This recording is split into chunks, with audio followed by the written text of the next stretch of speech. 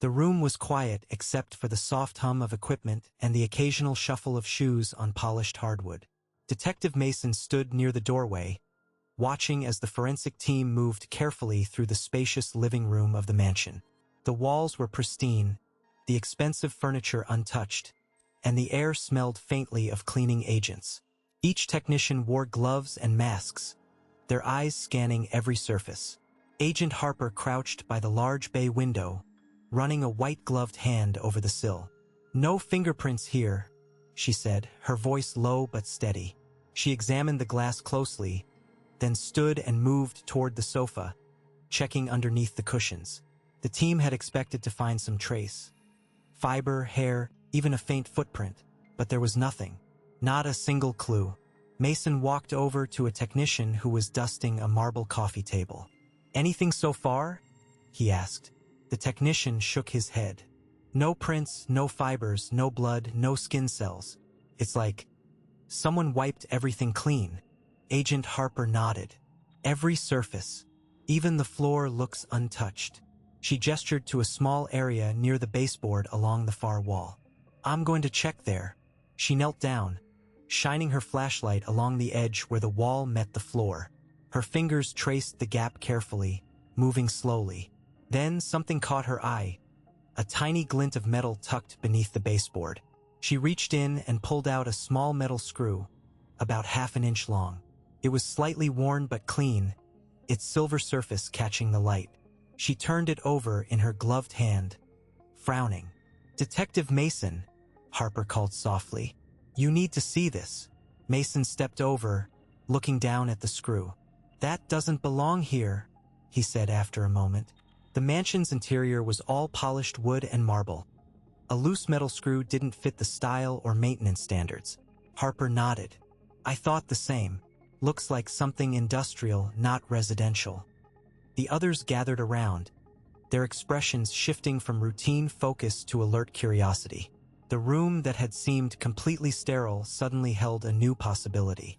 The single screw, hidden beneath the baseboard, stood out sharply against the flawless surfaces. It was the first real piece of evidence anyone had found. Harper's fingers traced the outline of the baseboard where the screw had been discovered, her mind racing through the possibilities. This tiny anomaly, so easily overlooked, suddenly felt like the key to unraveling the silent enigma that had gripped them all. It was as if this one small detail whispered secrets the room itself was desperate to keep hidden. The air thickened with anticipation, each breath drawn heavier with the weight of unspoken questions. They all sensed it. This was no ordinary space, no mere backdrop to daily life. There was a story waiting to be uncovered, buried beneath layers of polished surfaces and sterile calm. As the team exchanged glances, the atmosphere shifted from quiet observation to collaborative urgency.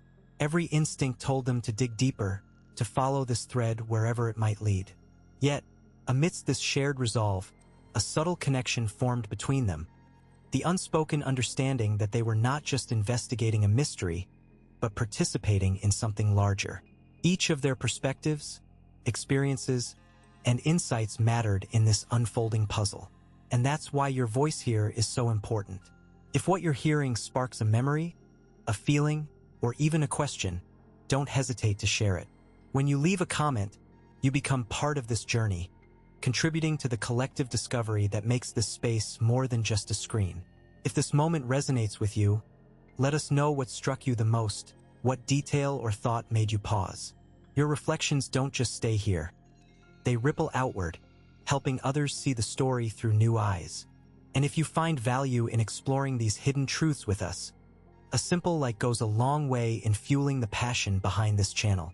It's your support that keeps the narrative alive, encouraging us to delve deeper, to bring you more stories that challenge and inspire. By subscribing, you're not just signing up for more content. You're joining a community that thrives on curiosity and connection. Together, we turn every discovery into a shared experience, every insight into a conversation that expands beyond the screen. So, if this unfolding mystery stirs something within you, stay with us. There's more to uncover, and your presence here makes all the difference. The mansion was owned by Charles Whitman, a 58-year-old entrepreneur known within certain circles for his involvement in high-stakes financial dealings. Whitman's public persona was that of a successful real estate investor, but behind closed doors, he orchestrated a complex scheme involving illicit money transfers and fraudulent investment portfolios. Over a period of several years, Whitman had manipulated shell companies and falsified financial statements to funnel millions of dollars into offshore accounts. His operation relied on a network of intermediaries who handled the logistics of laundering and hiding the origin of the funds. On the night of the incident, Whitman had gathered several associates in the mansion study to finalize a deal that would consolidate control over a significant asset portfolio. Tensions escalated during the meeting as disagreements arose over the distribution of profits and exposure to law enforcement scrutiny. The confrontation ended violently, with one of the participants fatally wounded. The victim's blood was spattered across the dark hardwood floor, and signs of a struggle were evident in the displaced furniture and broken glass. Additionally, scattered documents lay on the desk and floor, including printed bank statements, encrypted USB drives, and handwritten notes detailing account numbers and transaction records. Recognizing the potential legal repercussions and the risk of exposure, the remaining conspirators decided to engage a professional crime scene cleaner. Their objective was to erase all physical evidence that could link them to the crime or the underlying financial fraud. The cleaner arrived under strict confidentiality, equipped with industrial-grade cleaning agents, UV light scanners, and specialized tools designed to remove biological traces and forensic residues. The cleaning process was methodical and comprehensive. Bloodstains on the floor and walls were treated with enzymatic solutions that break down proteins, followed by multiple rinses to eliminate any residual DNA material. The hardwood floorboards were lifted in some sections to ensure no seepage remained beneath. Surfaces, including the large mahogany desk and leather-bound chairs, were wiped down with disinfectants capable of degrading latent fingerprints and skin cells. Paper documents and electronic devices presented a particular challenge. The cleaner collected all visible papers, which were then shredded and incinerated off-site to prevent reconstruction. Encrypted USB drives and laptops were extracted and subjected to physical destruction methods such as crushing and incineration. Dusting for fingerprints was counteracted by the application of chemical agents that obscure ridge patterns, effectively erasing biometric identifiers. All cleaning activities were executed with precision to avoid leaving new traces that might attract forensic attention. Waste materials, including contaminated cleaning cloths and disposable gloves, were sealed in biohazard bags and removed from the premises. The air filtration system was operated to eliminate any airborne particles related to cleaning agents or biological contaminants. By the end of the process, the study was restored to a state resembling normal use, with no visible signs of the earlier violence or the detailed financial evidence that had been present. The floor was polished, furniture repositioned, and the room aired out to remove any chemical odors. This thorough erasure of physical traces was intended to create a clean slate, complicating any investigative efforts into the incident and the fraudulent operation that had taken place within the mansion's walls. The cleaner operates under a veil of strict anonymity. Known only by coded nicknames depending on the criminal circle, his true identity remains undisclosed. In the underworld, he is referred to as the janitor by some, while others call him Silent Sweep or simply the cleaner. These labels serve as a means of communication that avoids direct reference, minimizing exposure. Contacts are made through encrypted channels, often via intermediaries who arrange meetings in inconspicuous locations. Transactions are cash-based, and instructions are delivered with precision and minimal dialogue to prevent any unnecessary information exchange. His work is defined by meticulous attention to detail. At every scene he attends, the goal is to remove all trace evidence: blood, fingerprints, fibers, electronic data, and chemical residues, with methods that go beyond standard cleaning. He employs industrial-grade solvents combined with experimental enzyme cleaners designed to break down biological material at a molecular level. Surfaces are scrubbed, wiped, and treated repeatedly. In addition to physical cleaning, he uses portable ultraviolet light scanners and chemical detectors to identify residual traces invisible to the naked eye.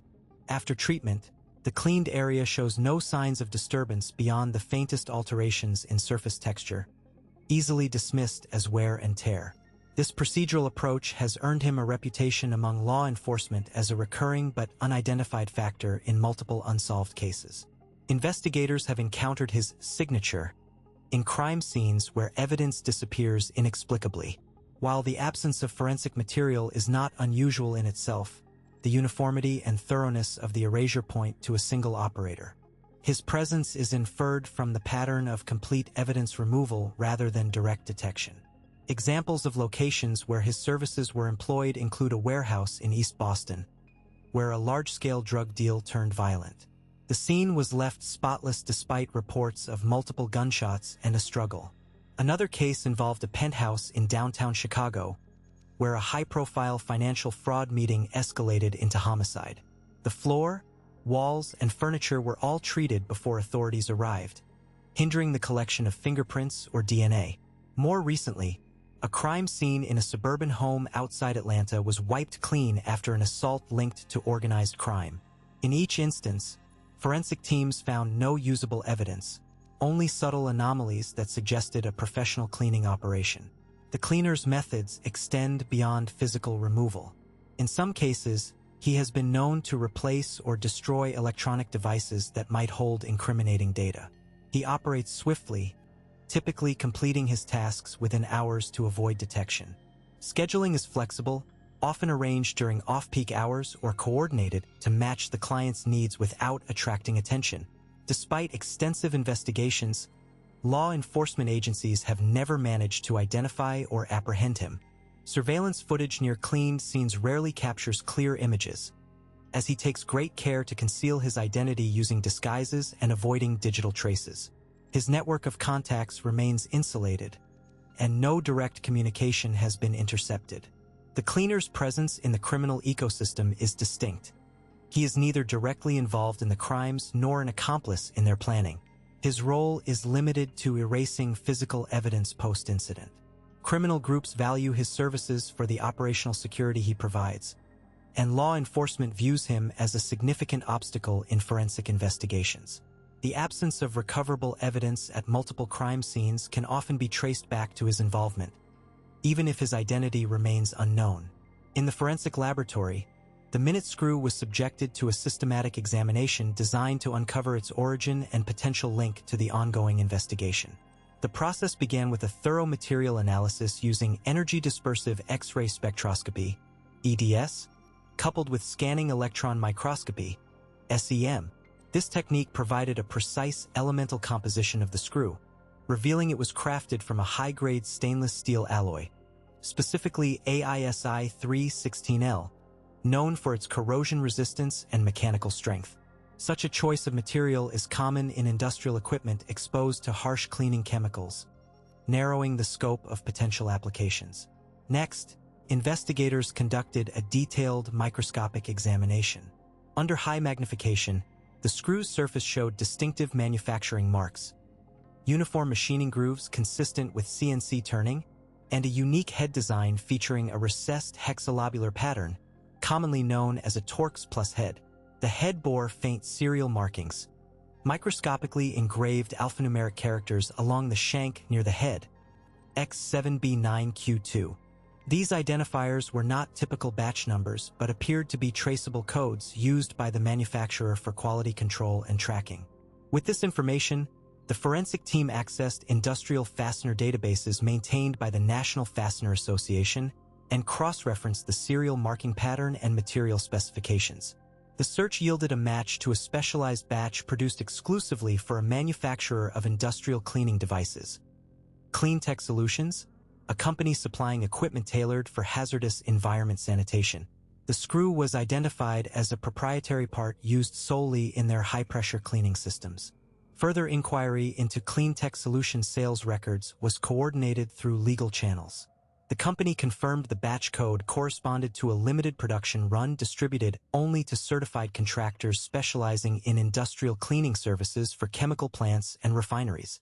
These contractors undergo rigorous vetting and training, and Cleantech maintains a comprehensive list of authorized operators tied to each equipment sale. Investigators obtained this list and began cross-referencing it with known entities linked to the criminal network under scrutiny. The pool of potential owners contracted to operate cleantech devices was significantly reduced from hundreds to a focused subset of 5 firms with active contracts in the relevant geographic area. Each firm's operational history and personnel records were examined for connections to the suspect or prior incidents involving evidence tampering.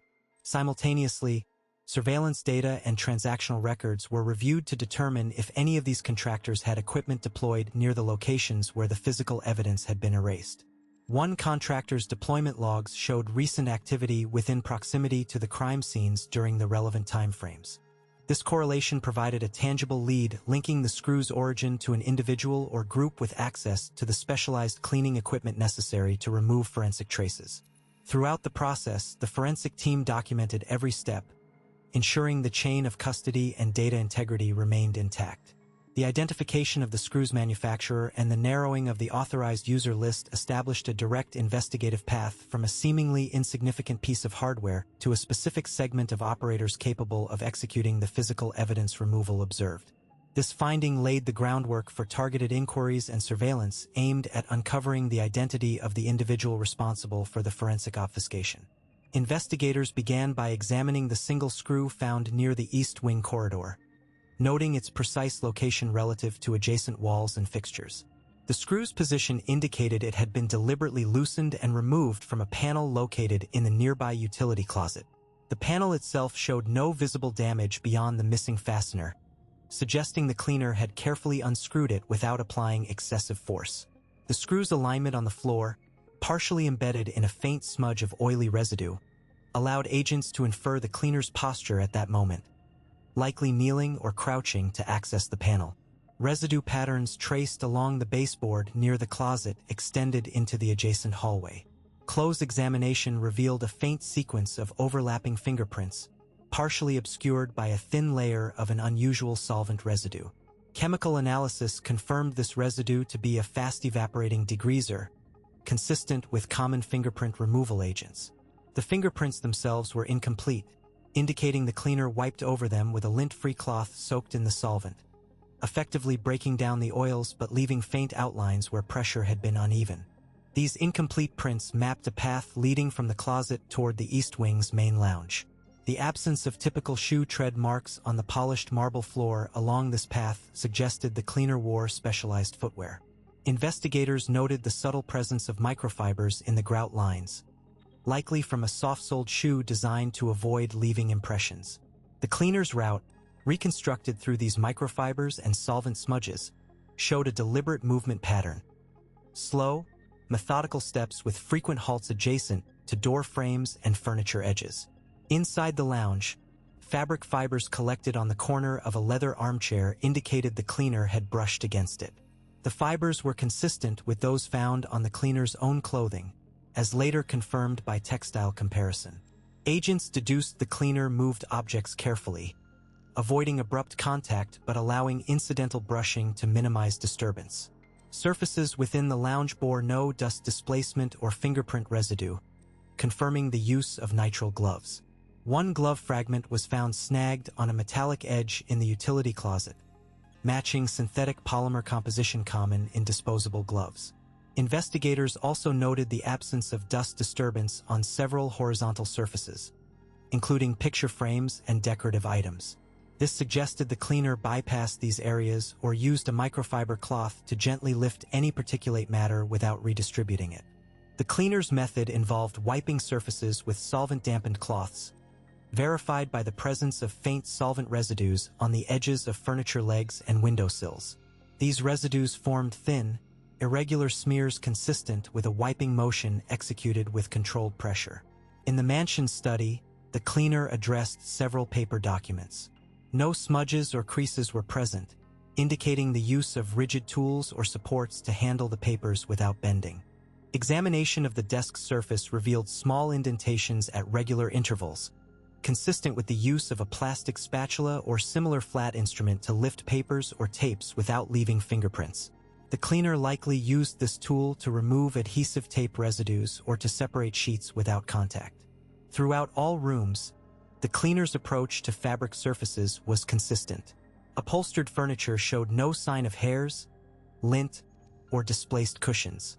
This implied the cleaner avoided direct hand contact, possibly using gloves and gently adjusting fabrics with flat tools.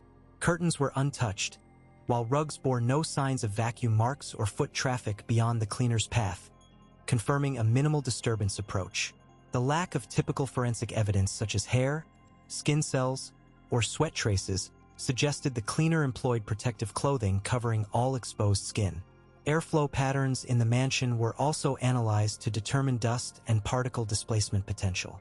The cleaner's movement avoided creating air turbulence strong enough to redistribute dust, indicating slow, deliberate pacing. By correlating the screw's removal point, residue traces, glove fragments, and fabric fiber evidence, investigators reconstructed a stepwise process.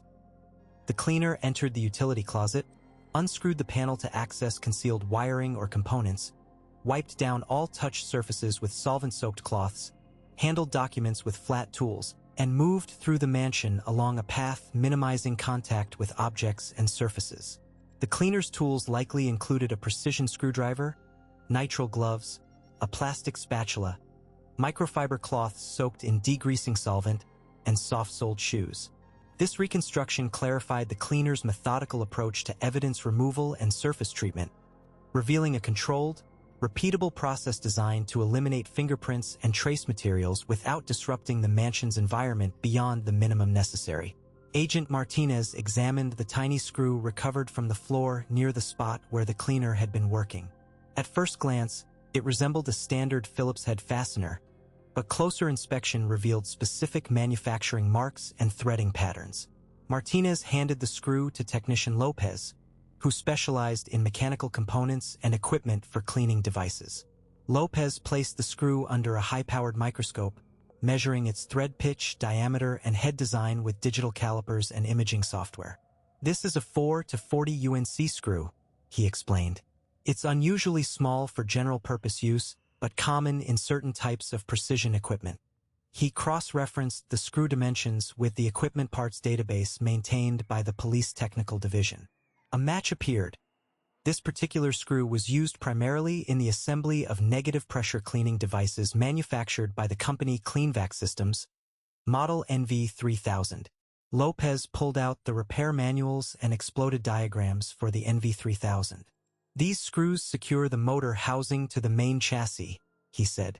"Their purpose is to maintain a tight seal around the motor to preserve the vacuum's negative pressure. If one loosens, the seal is compromised, reducing suction efficiency and potentially causing vibration." Martinez asked about reasons why the screw might have loosened during operation. Lopez pointed to a section detailing maintenance protocols. The NV3000 requires periodic tightening of these screws every 200 hours of operation.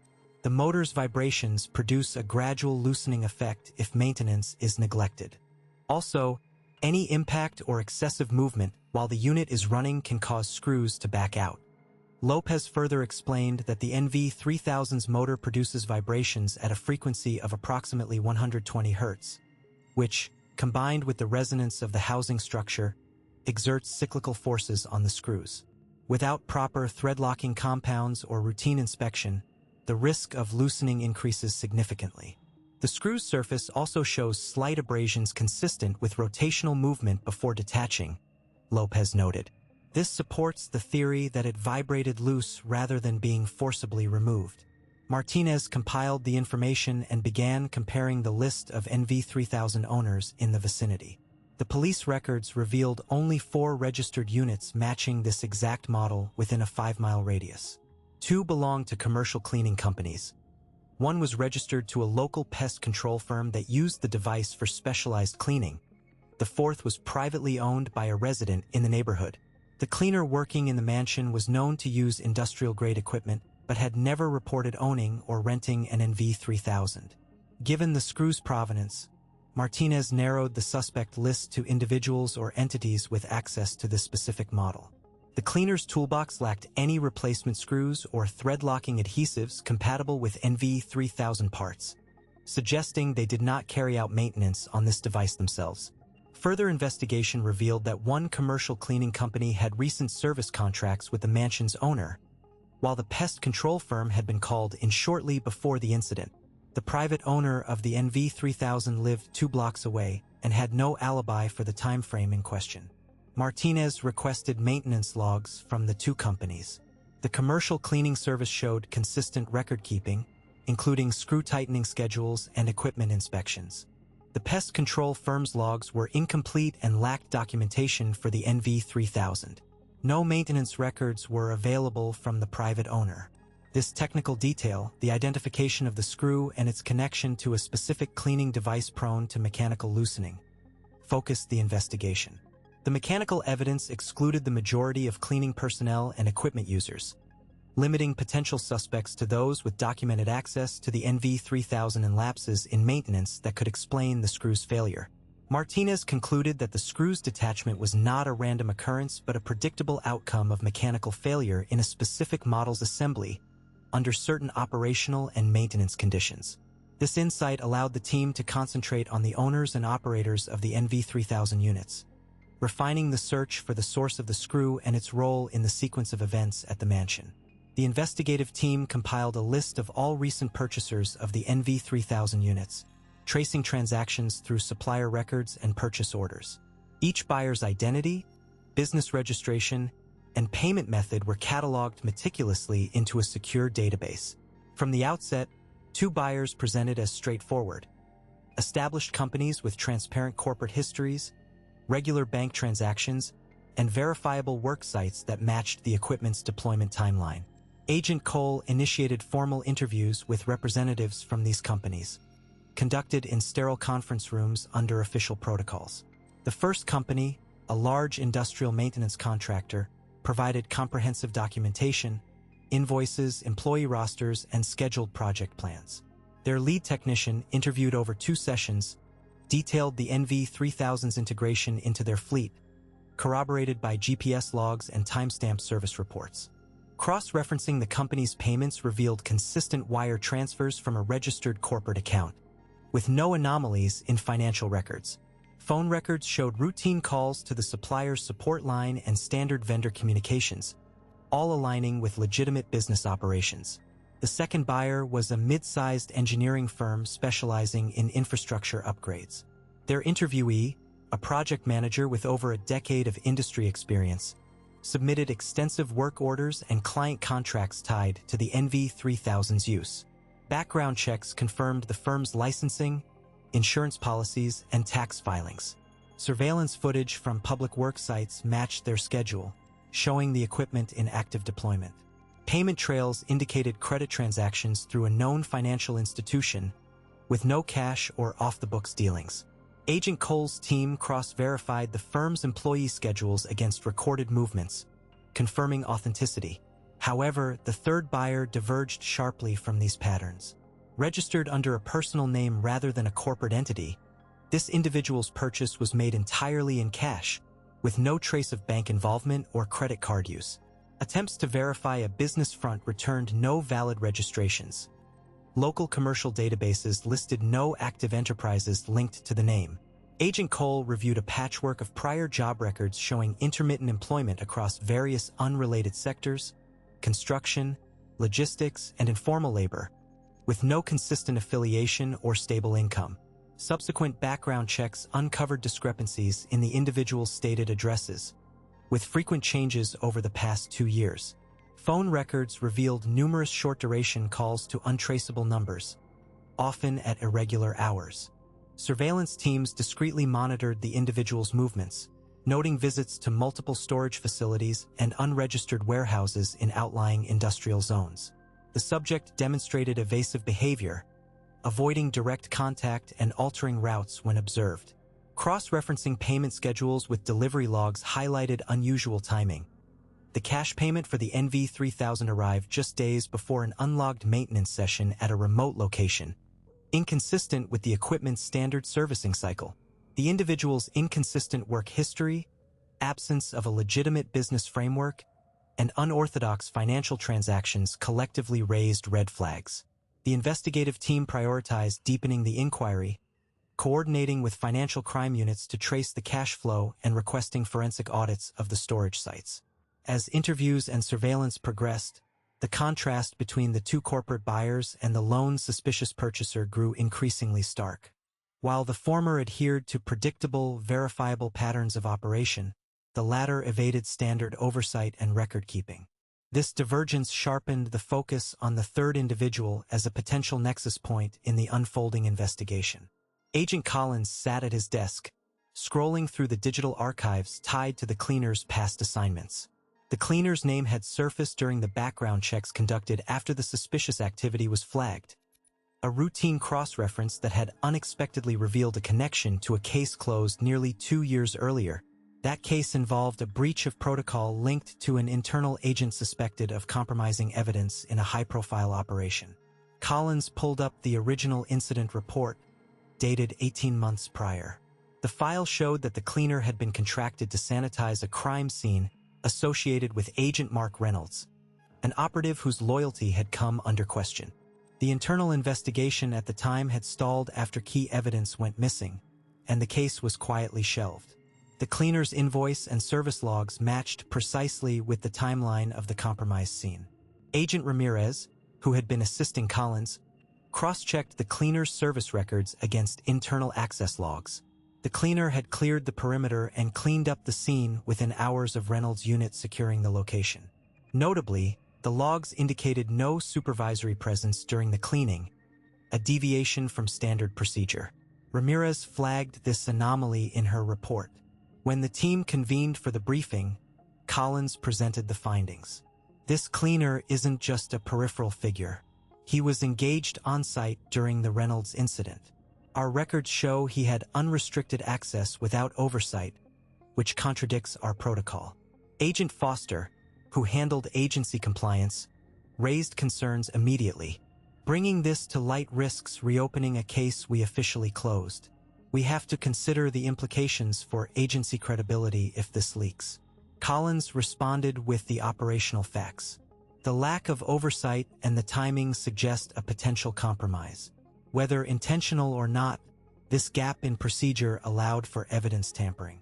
Our current investigation hinges on understanding his role. Agent Lin, specializing in internal affairs, supported Collins. Ignoring this connection isn't an option. It points to a vulnerability in our chain of custody that could affect both cases. We need to audit all scenes cleaned by this individual. Discussion turned to the procedural risks. Agent Foster emphasized the damage control aspect. If we escalate, the media and oversight committees will question our internal controls. Our priority should be securing the facts discreetly. Ramirez proposed a controlled internal audit, limiting exposure. We can review all relevant cleaning contracts and cross-verify access logs within a closed loop. That would minimize leaks while ensuring thoroughness. The team agreed to proceed cautiously.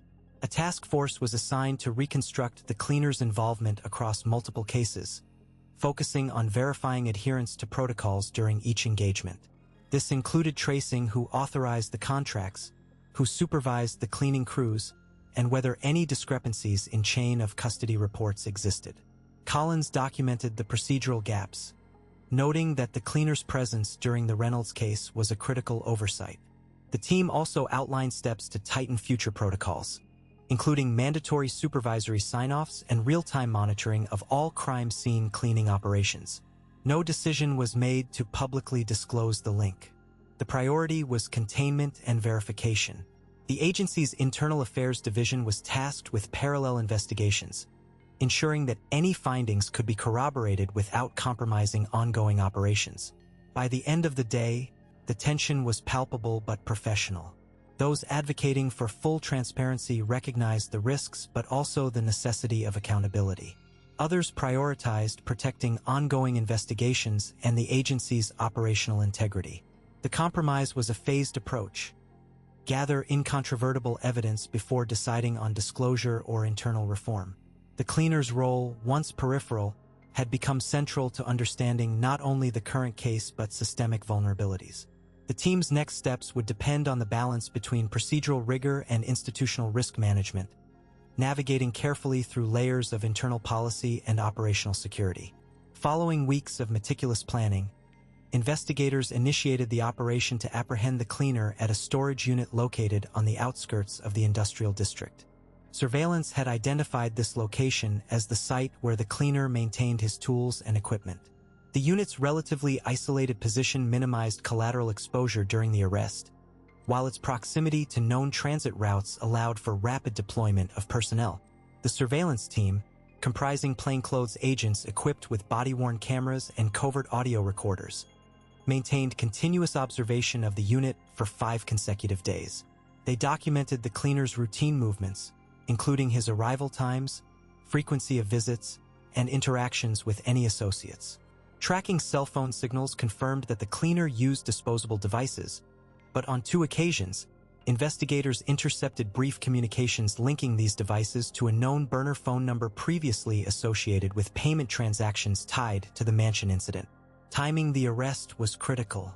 Agents noted that the cleaner typically arrived mid-morning, spent approximately 2 hours inside the unit, and left without drawing attention.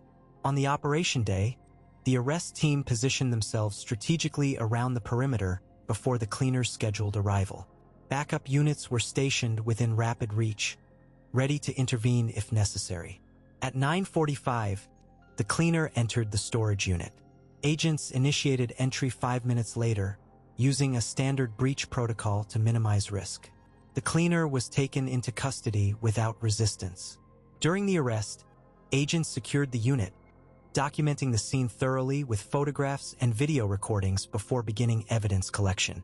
Inside, investigators found an array of tools consistent with professional cleaning and tampering: screwdrivers, pliers, wire cutters, and specialized devices for electronics manipulation. Notably, several precision screwdrivers were missing specific screws.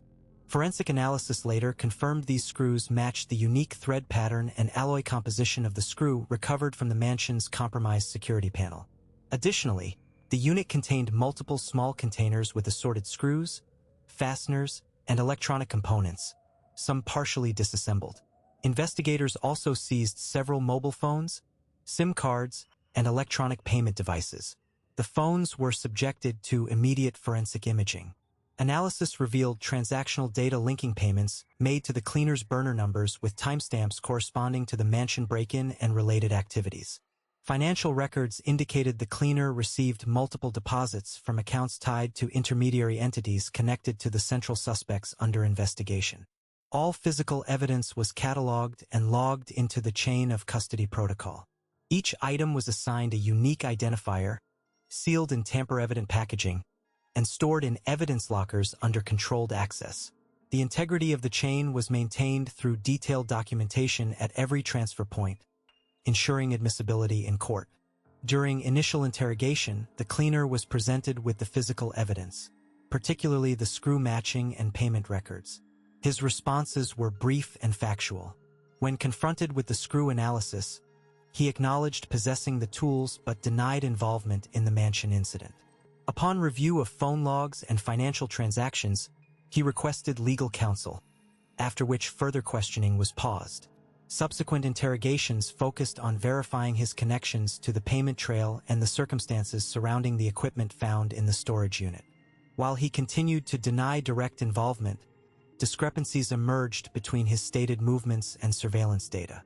Under pressure of mounting evidence, the cleaner admitted to servicing the mansion's security system but maintained he acted under instruction, refusing to disclose his clients. The operation concluded with the cleaner formally charged, the evidence securely processed, and ongoing investigations aimed at identifying the higher-level coordinators. The seamless integration of surveillance, physical evidence, and digital forensics established a robust case, setting the foundation for prosecutorial action without compromise to procedural standards. The cleaner had built a long history of erasing crime scenes with exceptional precision, leaving almost no trace behind. For years, this individual operated unnoticed, systematically removing evidence that could link perpetrators to their crimes. Law enforcement struggled to connect these cleanups to a single person, as the cleaner's methods were thorough and meticulous. However, the case took a decisive turn due to one small mechanical failure. During the investigation of the latest crime scene, agents discovered a single screw that had fallen from a piece of the cleaner's equipment. This seemingly insignificant detail became the key to unraveling the mystery. The screw was carefully collected and sent to the forensic laboratory for analysis. Lab technicians examined the metal composition and manufacturing marks, which indicated it was a specialized part not commonly available. Further inspection of the cleaner's tools and equipment revealed the missing screw in a unique device used specifically for wiping down crime scenes. Matching the screw to this device allowed investigators to directly link the cleaner to the scene. This connection was supported by surveillance footage and digital evidence, which placed the suspect in proximity to multiple crime scenes around the time the cleanup operations took place.